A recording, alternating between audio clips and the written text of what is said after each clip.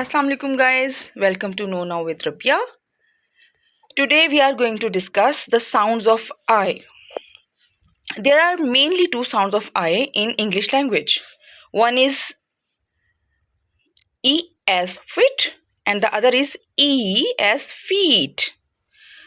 In Oxford Dictionary, if you want to know what is the symbol of short sound and long sound, you can see this is the symbol of short sound in Oxford Dictionary or in any kind of dictionary in the whole world.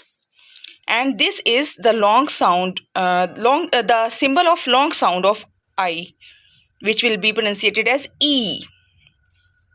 Let's see some words having short sound and then we'll read the long sound words with that. Fit, feet. Knit, neat. Bit, beat. Fill, feel. Still, steal. Practice it at home, and for any question or query you can ask me through comments. अपना बहुत ख्याल रखिएगा और अपने इस channel का भी, and keep repeating all the videos again and again so that you can read and speak as a pro. Allah Hafiz.